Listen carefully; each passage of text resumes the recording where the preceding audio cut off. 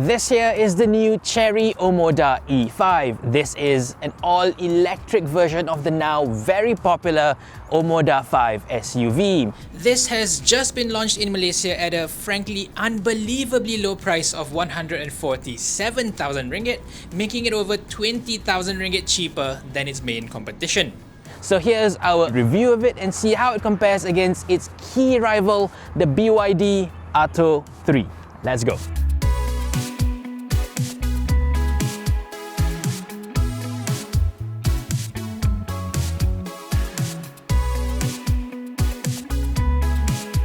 Let's start with the brand. First, Chery had an absolutely stellar year in 2023. It sold nearly 1.9 million cars worldwide, with 50% of them sold outside of its home market in China. Chery is now the top car exporter from China for 21 years running. As you know, Chery was just relaunched back into Malaysia recently, just last year, and it has had pretty spectacular success as well. But Chery Malaysia is already planning its next few steps. Soon we'll see the Omoda E5 EV, and shortly after that it's going to be the Tiggo 7 Pro that will take on the Proton X70. Towards the end of this year, we're even going to see a smaller, cheaper product that will rival the Perodua Ativa. The Omoda E5, in fact, will be locally assembled here, making it the very first Chinese EV to be CKD'd in Malaysia. By the end of 2024, Chery Malaysia will have no less than 6 models in its lineup, not to mention 2 more from its more premium brother, J-Coup. To put it simply, Chery is very fast becoming an absolute force to be reckoned with here in Malaysia. Back to the Omoda E5, this will be gunning for the BYD Atto 3, which is currently the best-selling electric vehicle in Malaysia. It has about a similar size to the BYD, similar battery size as well, with a slightly higher range, 430 WLTP. Thankfully, none of that NEDC nonsense here. As mentioned, this is priced at 147,000 ringgit, a full 21,000 less than the Atto 3 extended range. Heck, it's actually cheaper than the Atto 3 standard range right now. Still, that is around 30,000 more than the regular petrol-powered Omoda 5, so it will be interesting to see if Malaysians are ready to pay extra for an EV. On to styling, the E5 has a completely different face, and I think it looks a hell of a lot better than the regular 5. The petrol version of the Omoda has a very unique love it or hate it design. Some people think it's cool, others cannot stand the look of it. This, however, with a sharper, sportier, more futuristic look, should be more universally liked. It has a similar lighting setup as the regular Omoda 5, DRLs on top and twin LED projectors down below.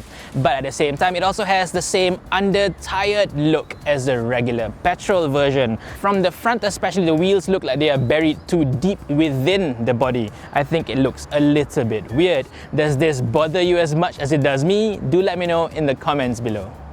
One unique feature for the Omoda E5 is that the front nose flips open to reveal the charging ports down there. However, the only way to open the flap is via a button from inside the car. You can't open the flap from the outside like you can in pretty much all other EVs out there. But at the same time, because the ports are now directly in front of the car, it does make it easier for you to position your car for charging. At least you wouldn't have to carry those big, heavy DC charging guns around the vehicle and risk scratching your paint job. Having said that, with the ports being placed quite low down and the flaps being so large, you do have to bend further down to actually reach the ports down there. That's not ideal, I'd say. One advantage this car has over the BYD Atto 3 is that it has a front trunk or a frunk. But if you want to keep your charging cables in front, as most people will, unfortunately you can't actually open both the charging flap and the bonnet at the same time, because clearly there's a bit of an overlap right there.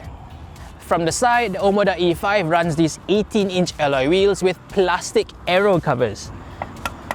These are meant to guide the air around the wheel when you drive them, cutting down drag and improving range. The car rides on Kumho X-Star tyres, which are not the best, but at least they are definitely better than the Atlas Batmans fitted on the BYD.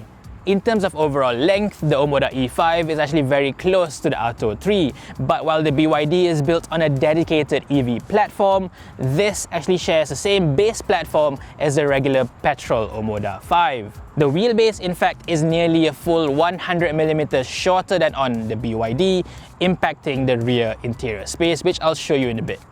Round the back, the E5 looks nearly identical to the regular 5, which is not such a bad thing because this has always been a looker. Unique to the EV is this subtle lip spoiler and a complete deletion of any fake exhaust tips. I think it looks much cleaner now. Compared to the BYD Atto 3, I think there's no competition when it comes to styling. I've always thought the Atto 3 looks a bit plain, a bit generic, but next to this one, it looks even more boring.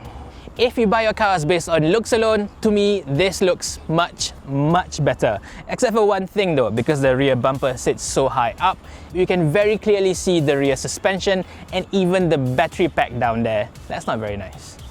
Getting into the Chery is also quite a bit more advanced compared to the BYD. You can just keep this comically large key fob in your pocket, walk towards it, and the doors will automatically unlock. Sure beats having to manually press the BYD's keyless button every single time.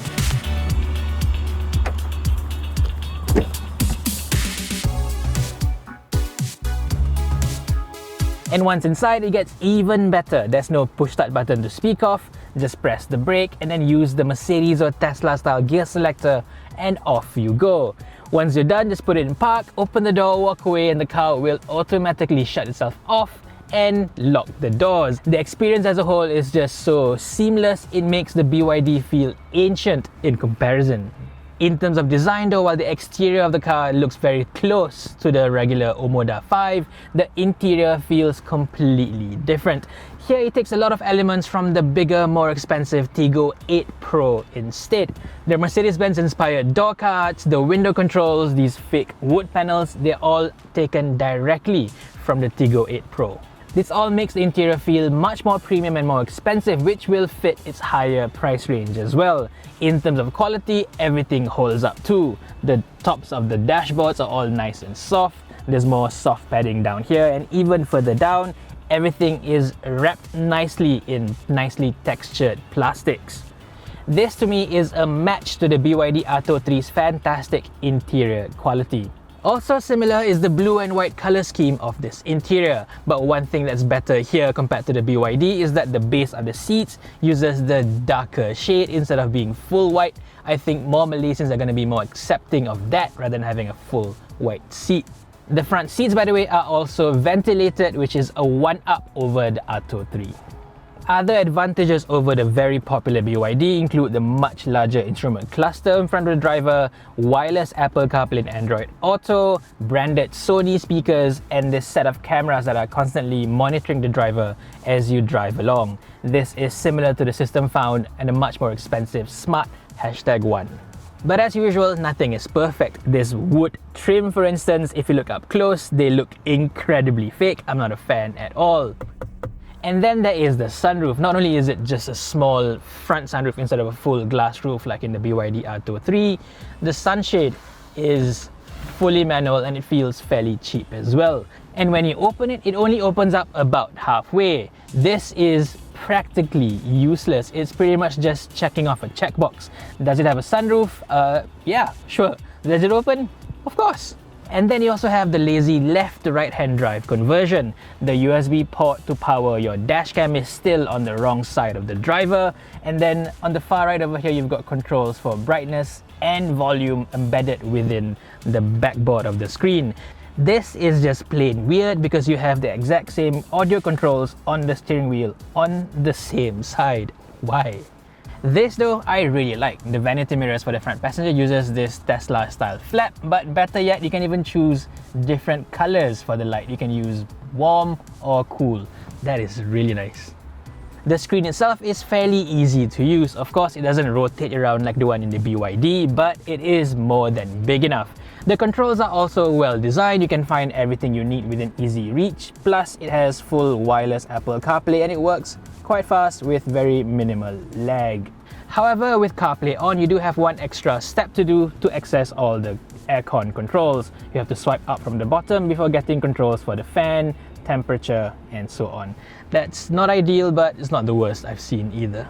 And don't get me started on the poor English within the screen over here. You've got silly things like screen bright instead of brightness, and then an energy recovery level that goes from low, medium to height.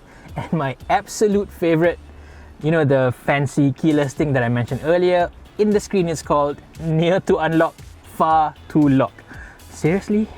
One last thing, the front seats are not quite as immediately soft and cushy as the ones in the BYD, but over long distances I think these hold you in place much better. They feel slightly more supportive.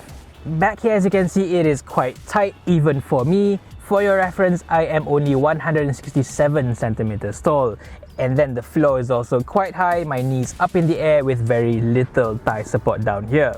For your kids though, this should be more than big and comfortable enough for them, and you will also like the privacy glass that comes as standard on this car.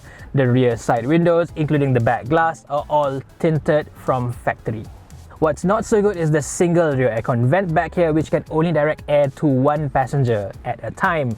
And the boot isn't particularly big either, at just around 350 litres. It is far smaller than the 440 litre Atto 3 boot space. So I guess in terms of sheer practicality, the Omoda E5 is inferior compared to the BYD by quite a margin. But now let's go drive this thing, because out on the open roads, this is quite a bit better than the BYD.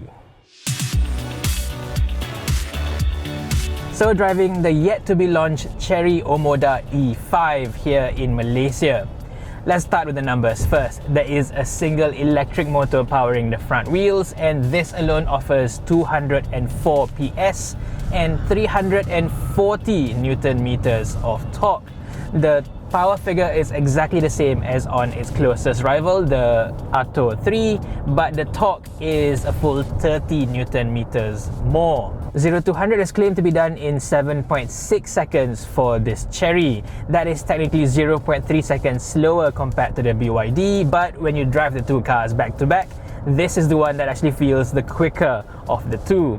The power delivery just feels, way more aggressive, way more immediate compared to the slightly laid back, slightly more comfort-oriented Atto 3.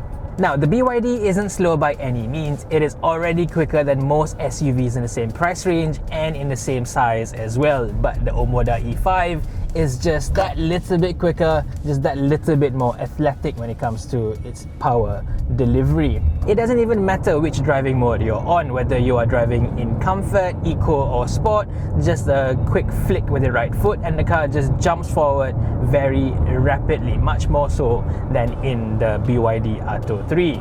So in this sense, the Chery has quite a big advantage over the BYD in terms of first impressions. The way this car feels to drive is immediately more exciting, more fun compared to the overly soft BYD. And even when you push it further, the Chery is clearly the faster of the two. The acceleration in the Atto 3 tapers off quite significantly beyond, say, 80, 90, 100 kilometers per hour. But this one, even when you're cruising at 100, plant your foot down and the car just goes forward very, very quickly. In terms of immediate response, there's quite a big difference despite the power figures being fairly similar. The best part is Chery has managed to do this without having to sacrifice the range in any way or form. Driving this car for around 300 kilometers so far, I've averaged a very respectable 14 to 14.5 kilowatt hours per 100 kilometers. If you extrapolate that with this car's maximum usable battery size of 61 kilowatt hours, you get a full maximum range of just over the WLTP claim range, 430 kilometers. That's not even with me driving it very slowly or hyper-miling it in any sense. I just drove it normally, followed the flow of traffic in town, in traffic, in highways, and I'm getting over 430 kilometers on a single charge. That is slightly better than the Atto 3. When I reviewed the Atto 3, I also managed to reach the WLTP range of 420 kilometers. So here it is just that slightly bit better overall. Not that big of a difference, of course. A bigger difference is in terms of charging the battery back up again. This has an 11 kilowatt AC charger, or technically 9.9 kilowatts, kilowatts. That is already 50% quicker than the 6.6, 6.7 AC charger in the Atto 3. If you're charging it at home with an AC wall box, it's not going to make that big of a difference, especially if you're charging it overnight, whether it's going to take say 5 or 7 hours. That's not such a big difference. It does, however, make a massive difference if you use those 11 kilowatt AC chargers, because the BYD has a single phase AC onboard charger. If you plug it up to the 11 kilowatt charger, you're not getting the full 6.6 or 6.7.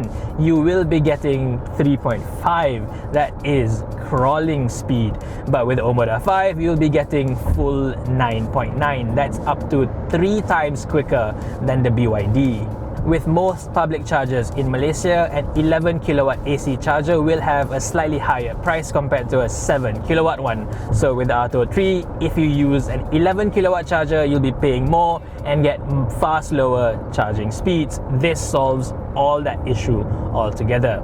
And then there's also the big issue of transparency or managing a customer's expectations. BYD, for whatever reason, is still using the NEDC claimed range for all its cars, while Chery is starting off with the right foot by only using the far more realistic WLTP test cycle figures. With the E5, it is only claiming 430 kilometers, which I've already mentioned you can actually get over real-world driving, while BYD is still claiming the Atto 3 can do up to 480, 490 kilometers, which is impossible to get out on Malaysian roads.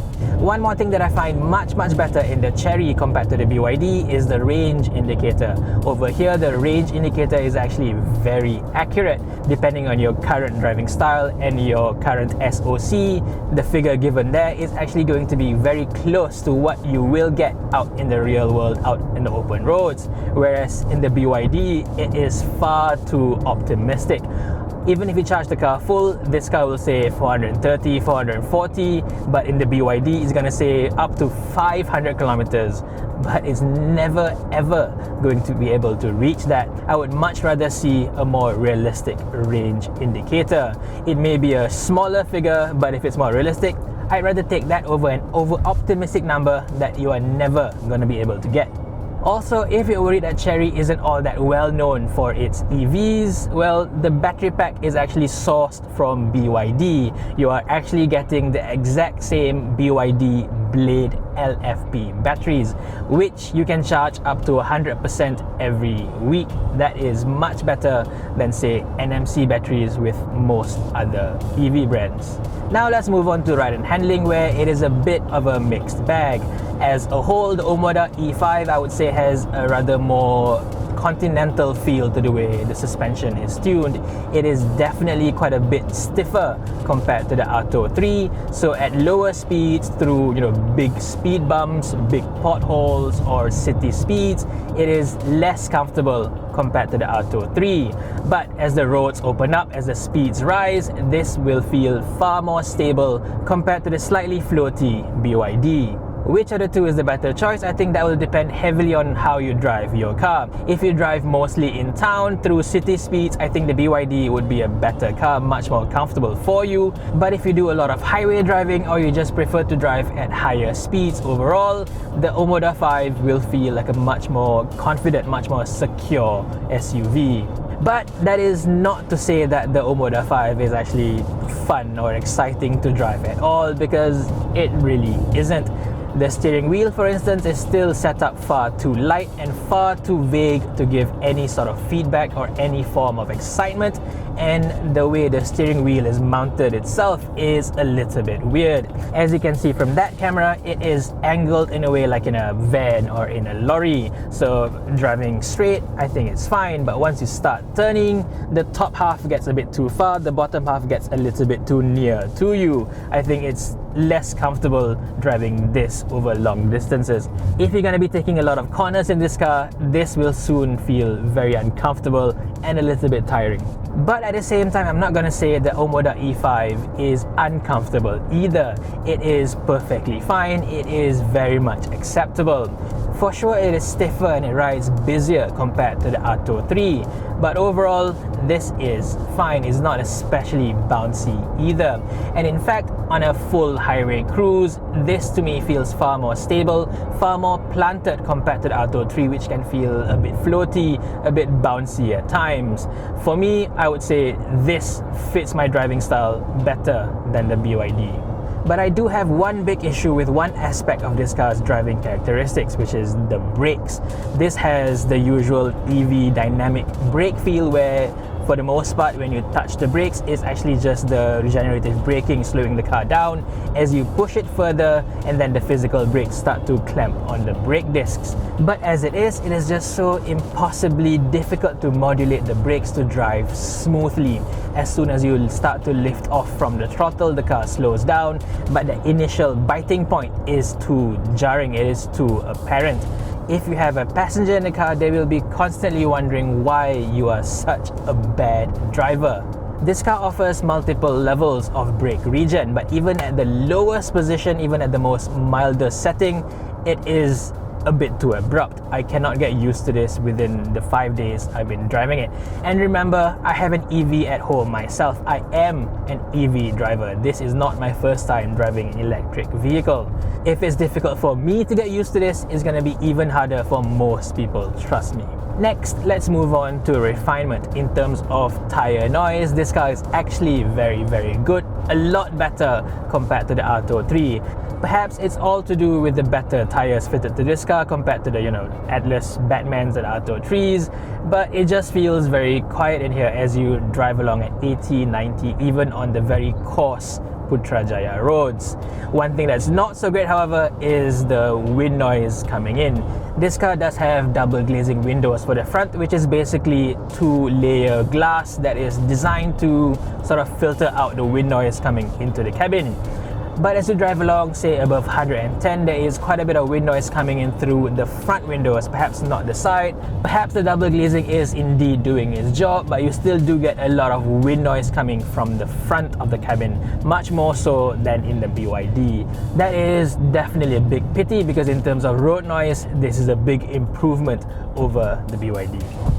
Lastly, let's talk about the ADAS system on this car. It does have the full works, level 2 semi-autonomous driving, AEB, ACC, active lane keep assist, and so on. So far, testing out the systems, I don't think it is all that good. It doesn't feel quite as secure as the one in the BYD Atto 3, which itself isn't one of the best systems out there either. As it is, it works, but yeah, it's not the best, it's not the smoothest, and it can only ever handle straight roads with very slight bends at most. The display in front of the driver over here is very impressive. It reads all the road lines in front of you. It can even distinguish between vehicles, whether it's an SUV or a truck or a bus or a motorcycle or even human beings. Everything is displayed within the screen over here. I think that looks pretty good. Too bad the actual system, yeah, not so good. So that's my early review of the Chery Omoda E5 here in Malaysia. The car itself is very clearly a worthy rival to the BYD Atto 3. To me, this car looks better, has a more conventional interior with just as high quality, and to drive, this just feels far more stable, more secure compared to the overly soft BYD. And as an EV, it's also very, very good. This car can consistently match its WLTP range of 430 kilometers without even breaking a sweat. That is also slightly higher than the BYD. Not to mention, its AC charging speed is also significantly quicker. As for its drawbacks, because of its stiffer suspension, this car does feel less comfortable at lower speeds, at city speeds compared to the BYD. Plus, in terms of interior space, this is clearly the smaller of the two. Overall though, considering this is significantly cheaper to buy to begin with, I think it's a fantastic package all around and easily one of the best value EVs in the market. So what do you think of the Chery Omoda E5 and this review? Do let me know in this comment section below. For now, thank you for watching everyone and stay safe.